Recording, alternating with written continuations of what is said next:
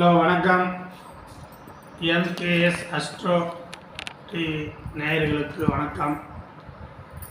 சேலத்திலிருந்து ஜோதிடர் ஆசிரியர் விஜயன். அனைவருக்கும் வணக்கம்.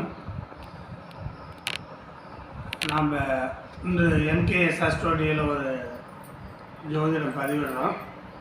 இந்த பதிவீடு உங்களுக்கு ஜோதிடம் சொல்கிறவங்களுக்கும் ஜோதிடம் கேட்டுக்கொண்டு இருக்கிறவங்களும் ஜோதிடம் கற்றுக்கொண்டு இருக்கிற அனைவருக்குமே உங்களுக்கு ரொம்ப யூஸ்ஃபுல்லாக இருக்கும்.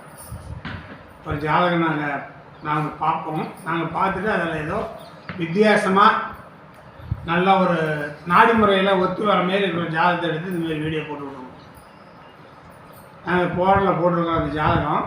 அந்த ஜாதகத்தை பாருங்கள். உங்களுக்கு டேட் ஆஃப் பர்த்து, பிறந்த நேரம் இதெல்லாம் நாங்கள் சொல்கிறோம்.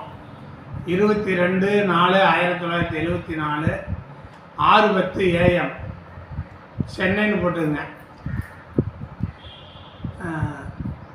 மேச லக்னம், லக்னத்தில் சூரியன் சந்திரன், 2ல் கேது, 3ல் சனி செவ்வாய், 8ல் ராகு, 11ல் குரு சுக்கிரன், 12ல் புதன். இது ராசிலிங்கம்.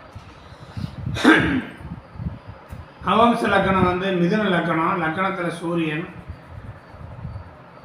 கன்னியில் கேது, தனுசில் சனி செவ்வாய், கும்பத்தில் குரு புதன், மீனத்தில் ராகு, மேசத்தில் சந்திரன் சுக்கிரன். பிறந்த காலத்தில் கேது 5 வருஷம் 5 மாதம் 3 நாள். இந்த ஜாதகத்தை நம்மளோட உடனே கொடுக்குறாங்க. நம்ம போடுறோம்.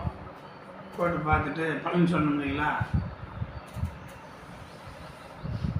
செவ்வாய் திசை முடிஞ்சு இப்போ ராகு திசை ஆரம்பம். இந்த ஜாதகத்தில் ராகு திசை ஆரம்பம்.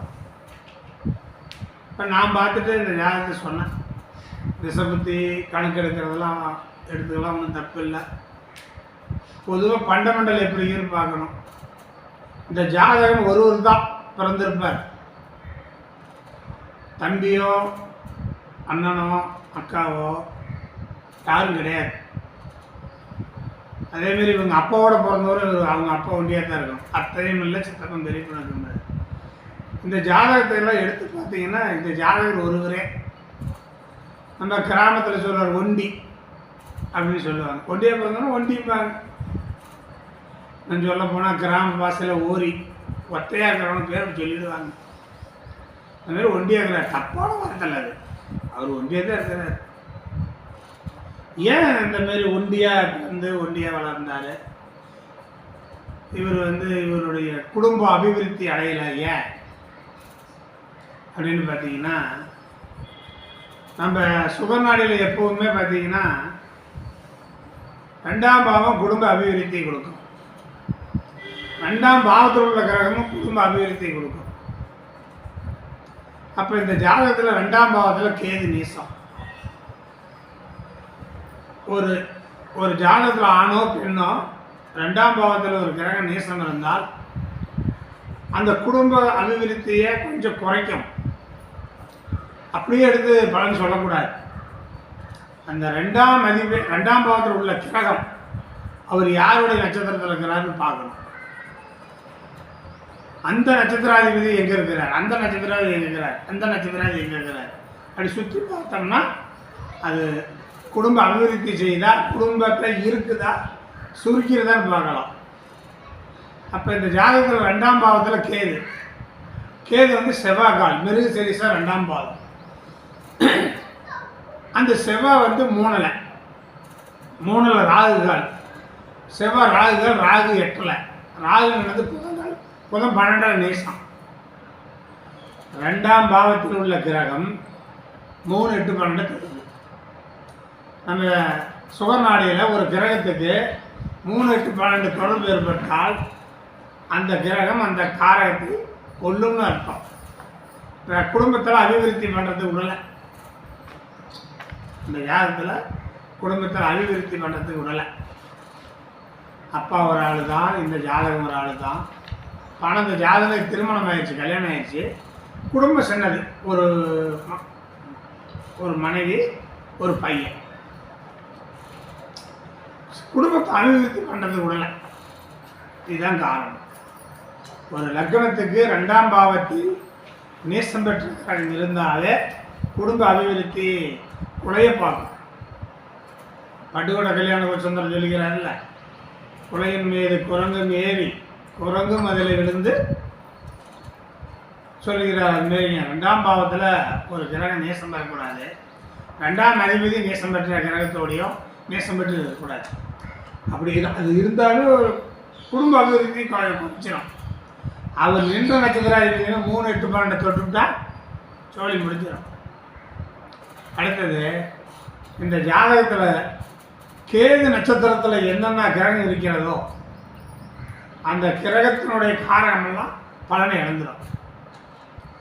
இவர் பிறந்து இந்த ஜாதகம் முகம் பார்க்கல, அப்பா நல்லா அப்பான்னு கூப்பிடல, நல்லா விவரம் பத்தாதது முன்னாடியே அப்பா இறந்துட்டார். காரணம் 2ஆம் பாவத்தில் கேது 3, 8, 12 தொட்டிருக்குது. சூரியன் கேது காலில் இருக்குது. அப்பா பிறந்து நல்லா பார்க்காது, அப்பா இறந்துட்டார். அப்போ அந்த கேதுடைய நட்சத்திரத்தில் சந்திரன் தானே இருந்தது. சந்திரனும் தாயும் இருந்து இல்லாத மாரி தான் அவதிகளுக்கும் தாய்க்கும். கேதுடைய நட்சத்திரத்தில் என்ன கிரகம் இருந்தாலும் அந்த கிரகம் பலனை இழந்துடும். அடுத்தது இந்த ஜாதகத்தில் கேது புத்தி எந்த திசையாக இருந்தாலும் தெரியும். இவர் பிறந்து கேது திசையில் அப்பாவை எடுத்துருச்சு, சுக்கரன் திசையில் கேது புத்தி. அவங்க குடும்பத்தில் ஏதோ ஒரு இழப்பு ஏற்படும். இந்த புத்தி வரும்போது அவங்க குடும்பத்தில் ஏதாச்சும் ஒன்று இழப்பு ஏற்படுத்திடும். அப்படி பார்த்தீங்கன்னா இவர் அதான் இவர் ஒண்டியாக நின்று போயிடுவார். இவருக்கு குழந்தை ஒன்று தவறிடுச்சு. ஏன்னா 5ஆம் அதிபதியாக சூரியன் வர்றதுனால குழந்தை தவறிடுச்சு. இந்த மாதிரி லக்னத்துக்கு 2ஆம் பாவத்தில் ஒரு நேசக்கிரகம் இருந்தாலும் அந்த நேசக்கிரகனுக்கு கால் கொடுத்த கிரகம் 3, 8, 12 தொட்டால் இந்த மாதிரி தாராளமாக சொல்லலாம், அடித்து சொல்லலாம், உறுதிட்டு சொல்லலாம். அப்போ 2ஆம் பாவத்தில் கிரகங்கள் எதுவும் இல்லை. 2ஆம் அதிபதிக்கு எங்கேயாச்சும் போய் 3 உட்காந்து இருக்குது. அவர் நின்ற நட்சத்திராதிபதி 8 இருக்குது. அவர் நின்ற நட்சத்திராதிபதி 12. இதையும் சொல்லிடலாம். 2ஆம் பாவம் தான் குடும்ப அபிவிருத்தி.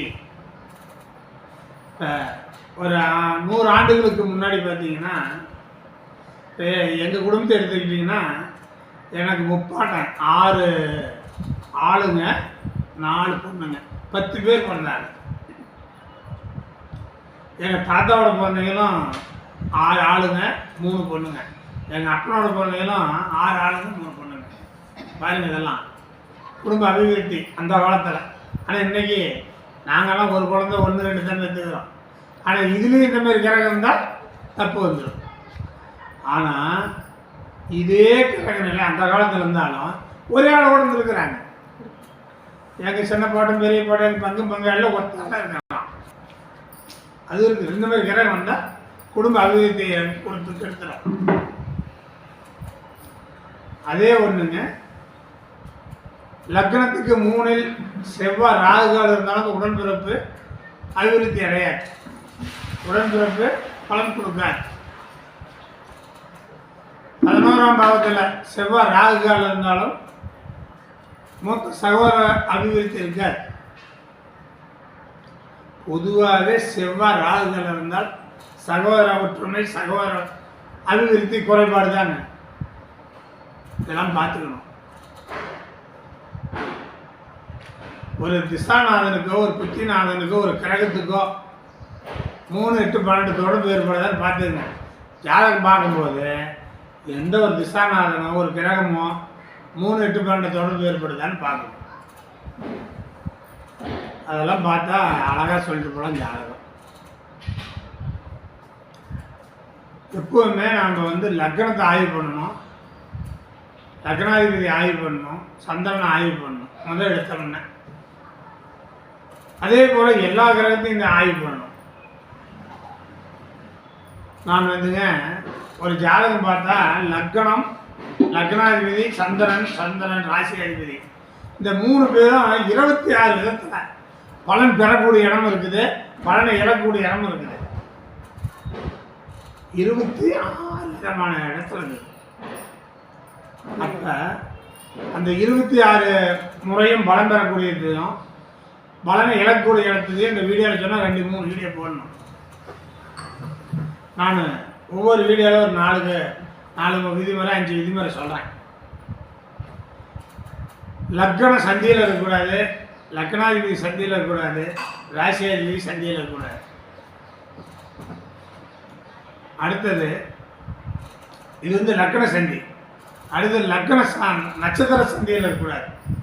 லக்னாதிபதி ராசியாதிபதி நட்சத்திர சந்தியில் இருக்கக்கூடாது. அடுத்தது 4 7 நாள், 7 நாள் முதல் நாள் ஞாயிற்றுக்கிழமை காலையில் 15 நாளைக்குள்ள புறக்கூடாது ஒரு ஜாதகம், ஆனோ பொண்ணா. ஞாயிற்றுக்கிழமை பிறந்தோம்னா நாய்ப்படாத பாடுன்னு சொல்லுவாங்கள்ல அந்த காலத்தில்.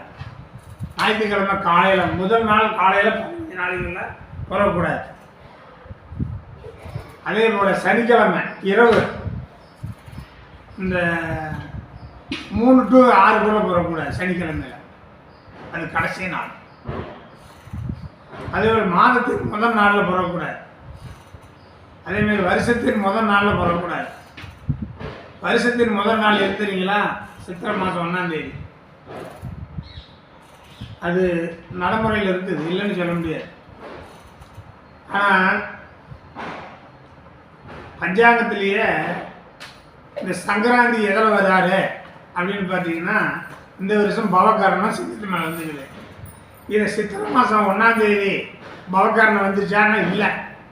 நீங்கள் பஞ்சாங்கத்தை எடுத்து பார்த்துங்க, எப்பவுமே தை 1ஆம் தேதி அன்றைக்கி என்ன காரணம், அதனுடைய அதிதேவதை என்ன, அது மேலே வருதுன்னு தான் சங்கராந்தி போடுவாங்க.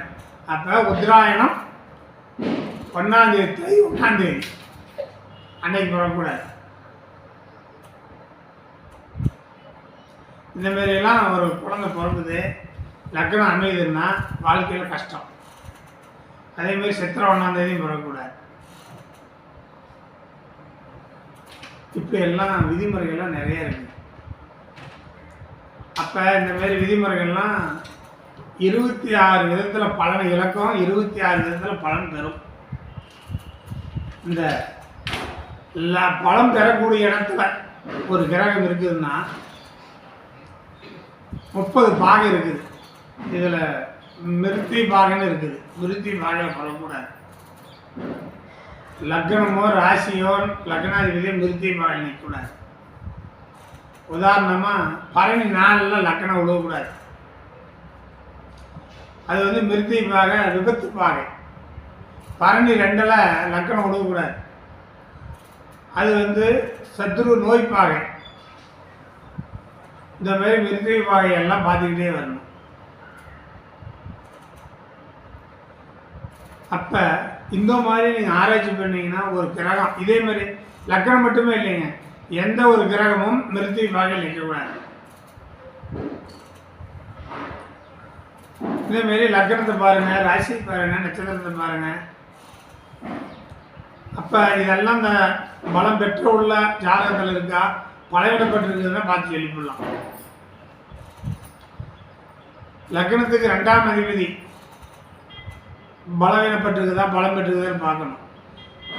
2ஆம் அதிபதி நின்ற நட்சத்திராதிபதி 3, 8, 12 தொடக்கூடாது, குடும்ப அபிவிருத்தி வராது. 2ஆம் அதிபதி நின்ற நட்சத்திராதிபதி 3, 6, 8, 12 பகை நேசம் தரக்கூடாது. வாக்கு வல்லமை இல்லாத போயிடும், திறமை இல்லாத போயிடும், படிப்பு இல்லாத போயிடும். இந்தமாரி எல்லாம் பார்க்கணும். ஒரு ஜாதகத்தை பார்த்தோம்னா ஒரு ஆண் ஜாதகம், ஆணோ பெண்ணோ 15 பிறந்து 1 வயசுலேருந்து 50 வயசு வரைக்கும் பார்க்கலாம். பிதா ஸ்தானாதிபதி லக்னத்துக்கு 9ஆம் அதிபதியும் சூரியனும் 6, 8, 12 இருக்கக்கூடாது. அவங்க நின்ற நட்சத்திராதிபதி 6, 8, 12 இருக்கக்கூடாது. ஜாதகத்துக்கு தந்தையால் பிரயோசனம் இல்லை. நான் நல்லா பார்த்துட்டு சொல்லுவேன், இந்த ஜாதகம் பார்த்துட்டு சொல்லுவேன், உங்கள் அப்பா உனக்கு எதுவும் 10 பைசா குருவாசனம் இல்லைன்னா ஆமாங்க இல்லைன்னு பாருங்க. உதாரணமாக சொல்கிறேன் பாருங்க, மிதுன லக்கணம் ஒரு பையன் ஜாதகம், மிதுன லக்கணம் 9ஆம் தேதி சனி பகவான் 8ல், சூரியன் 12ல். அந்த பையன் ஜாதகம் கொண்டாந்து கொடுத்தேன். அப்படி உங்கள் அப்பா 10 பைசா குருவாசனம் இல்லை, உனக்கு 10 காசு லாபம் இல்லை, உங்கள் அப்பா எதையும் உனக்கு பலன் இல்லாமல் 10 தடவை சரிங்க, படிக்க வச்சதில்லை, கல்யாணம் வச்சதில்லை, வீடு வாங்கி நிலப்படம் சொத்து பற்றி சேர்த்து வச்சதில்லைங்க, 10 தடவை சரி, எந்த பிரயோசனமும் இல்லை. அப்பா அம்மாவை திட்டிக்குவாங்க, அடிச்சுக்குவாங்க, அப்புறம் மாமா வாடா போடான்னு பேசிடுவோம். அதே மிதுன லக்கணம் நான் பார்த்துக்கிறேன், சூரியன் 11ல் உச்சம், 8ஆம் அதிபதி 9ஆம் அதிபதியாகி சனி பகவான் 9ல் கும்பத்தில். அப்பா இந்த ஜாதகம் அப்பனால பலன் பெறுவார்கள், படிக்க வைப்பா அப்படி, வேலை வாங்கி வைப்பா அப்படி, கல்யாணம் பண்ணி வைப்பா அப்படி, சொத்து பற்றி சேர்த்து வைப்பா அப்படி, அப்பனால பலன் உண்டுன்னு எங்கள் அப்பா தான் கடவுளும்போம். நிறைய பேர் சொல்கிறான். நாங்கள் ஜாதகம் பார்க்கும்போது அப்பா மௌனமே வந்திருக்கிறாங்க. அப்பா கிட்ட மாவன் பேசுறது எப்படி தெரியுங்களா, இந்த மாதிரி அப்பா பிதா ஸ்தானாதிபதி பிதா காரகம் பலம் பெற்று இருந்தால் அப்புறம் மௌனம் பேசுவார். ஏப்பா அதை செய்யலாமா, பண்ணிக்கலாம்பா, செஞ்சுக்கலாம்பா, கை கட்டிட்டு தான் அப்பா பேசுவாங்க. சரிப்பா பண்ணிக்கலாம்பா, செஞ்சுக்கலாம்பா, சரிப்பா அப்படி தான். அப்புறம் மீறி பேச மாட்டாங்க. இதே போல் தாய் ஸ்தானாதிபதியும் 4ஆம் அதிபதியும் சந்திரனும் லக்னத்துக்கு 3, 6, 8, 12 பகை நீசம் அஸ்தம் பெற்று அவங்க நின்ற நட்சத்திராதிபதி 6, 8, 12 பகை நீசம் பெற்று இருந்தால் தாய்க்கும் மகனுக்கும் ஆகாது. இப்படிலாம் சொன்னோம்னா எங்கள் அம்மாவை எங்கள்கிட்ட பேசுறதே இல்லைங்க அப்படின்பாங்க. உதாரணம் சொல்கிறேன் பாருங்க, கும்ப லக்னம் 4ஆம் அதிபதி சுக்கிரன் 12ல், சந்திரன் 8ல், தாய் ஸ்தானாதிபதி தாய்காரன் 6 லக்னத்துக்கு 6, 8, 12ல். அவங்க நின்ற நட்சத்திராதிபதியும் பலன் எழுந்திருக்குது. 30, 32 வயசு ஆகுது, என்ன அம்மானு கூப்பிட்டதே இல்லைம்பாங்க. நீங்கள் இதே மாதிரி எல்லா கிரக காலத்தையும் எடுத்துக்கலாம். 3ஆம் அதிபதியும் செவ்வாய் எடுத்துங்க, புதனையும் 5ஆம் அதிபதியும் எடுத்துங்க, கலஸ்தர ஸ்தானாதிபதி கலஸ்தர காரணியும் எடுத்துங்க. இந்த மாதிரி எடுத்து பாருங்க, அற்புதமாக வரும். ஒரு ஜாதகத்தில் 7ஆம் அதிபதி கலஸ்தர ஸ்தானாதிபதி அவர் நின்ற நட்சத்திராதிபதி 6, 8, 12 மறைய, சுக்கரன் நின்ற நட்சத்திரம் 6, 8, 12 மறைய இருந்த திருமணம் அமையாது. அப்படியே திருமணம் அமைஞ்சாலும் கணவன் மனைவியோட போராட்ட வாழ்க்கை தான் நடத்துவாங்க. இதெல்லாம் ஆய்வு பண்ணணும். இப்படியெல்லாம் அப்படி ஆய்வு பண்ணிங்கன்னா ரொம்ப சிறப்பாக இருக்கும். அதே போல் நான் நிறையா யூடியூப் சேனலில் நிறைய மேடையெல்லாம் பேசியிருக்கிறேன். எல்லாருமே உலகமே சொல்கிறாங்க 6ஆம் பாவம் நோய், கடன், எதிரிகள் தொல்லை, வம்பு வழக்குன்னு. எல்லாத்துக்கும் தான் 6ஆம் பாவம் இருக்குது. எல்லாத்துக்கும் நோய் நொடி கடன் வந்துருந்தா எல்லாரும் ஆரோக்கியமாக இருந்துடுறான்னா? யாரும் நோய் நொடி இல்லாதையும் இல்லை, நோய் நொடி வராதையும் இருக்கிறாங்க. இப்போ இதுக்கெல்லாம் ஆய்வு பண்ணணும். லக்னாதிபதி 6ஆம் பாவத்தை தொடர்பு போகணும், 6ஆம் அதிபதி லக்னத்தை தொடர்பு போகணும். கண்டிப்பாக தீராத நோய். நான் உதாரணமாக சொல்ல மாதிரி கும்ப லக்னம், லக்னாதிபதி சனி பகவான் பூரட்டாதி நட்சத்திரத்தில், அந்த பூரட்டாதி அதிபதி குரு 6ல், இந்த குரு உட்காந்து சனியோட கால். அப்போ லக்னாதிபதியும் 6ஆம் இடத்து அதிபதியும் 6ஆம் இடத்துல இருக்கிற நட்சத்திர பிரியத்தில் 1, 6 தொடர்பு தீராத நோய். என்ன நோய் இருக்கும்? சனியாக இருந்தால் காக்கா விளக்கு தீராவே எப்பவுமே இருந்துகிட்டே காக்கா விளக்கு. 1, 6 தொடர்பு ஏற்பட்டால் நோய் வரும், கடன் வரும், எதிர்கால தொல்லை வரும். 1, 8 சம்மந்தப்பட்டால் அடிக்கடி விபத்துகள் வரும், வெட்டு காயங்கள் உடம்புல ஏற்பட்டுருக்கான், ஆப்ரேஷன் பண்ணுவான். 1, 12 பரிவர்த்தனை எத்தனை கோடி செலவு இருந்தாலும் நிறைய பண்ணுவான். இதெல்லாம் உதாரண ஜாதகத்தில் நிறைய சொல்றீங்க. ஜாதகம் பார்க்கும்போது இப்படி சொன்னால் ஆமாம்பாங்க. இப்போ ரிஷ்ப லக்னம் லக்னாதிபதி சுக்கிரன். அவர் வந்து லக்னத்துக்கு 2 லக்னார் புனர்பூச நட்சத்திரத்தில். லக்னாதிபதி 8ல் தொடர்பு இருக்குதா, அந்த புனர்பூசத்துக்கு அதிபதி குரு வந்து 8ல் பூராட நட்சத்திரத்தில். இப்போ 1-8 தொடர்பு. திடீர்னு விபத்து, மரணம், அடிதடி கொடுத்து விபத்தை கொடுத்தோம். நிறைய கொடுத்துருக்கு. இதுமாரி இந்தமாரி எல்லாம் ஆய்வு பண்ணுங்க. எப்போவுமே ஒரு கிரகம் என்ற நட்சத்திராதிபதி தொடர்பு இருக்க வேண்டும். எந்த கிரகம் தொடர்பு இருக்குதோ அந்தந்த பாவத்தை பலவீனப்படுத்தும், பலம் பெறும். லக்னாதிபதி 10ஆம் பாவத்தில், 10ஆம் அதிபதி லக்னத்தில். அது 10ஆம் அதிபதி லக்னாதிபதி சாரம், 10ஆம் அதிபதி லக்னாதிபதி சாரம், லக்னாதிபதி 10ஆம் அதிபதி சாரம். எப்பவுமே தொழில் செஞ்சுக்கிட்டே இருப்பான் 24 மணி நேரமும். பெரிய அந்த காலத்தில் சொல்லுவாங்க, சொறி பிடிச்ச கையும் இரும்பு பிடிச்ச கையும் சும்மா இருக்காங்க. அந்த மாதிரி 1-10 தொடர்பு இருக்குதா, தொழில் செஞ்சுக்கிட்டே இருப்போம். 2-11 தொடர்பு இருக்குதா, பணம் காட்சி பொருளாதாரம் வந்துக்கிட்டே இருக்கும். இந்த மாதிரி எல்லாம் ஆய்வு பண்ணால் சுகநாடி என்னும் ஜோதிட ரகசியம்னு சொல்லி யூடியூப் சேனலில் சில ஜோதிட மாநாட்டில் பேச ஆரம்பிச்சதுக்கு பிறகு இப்போ எல்லாமே சாரம் பார்க்குறாங்க,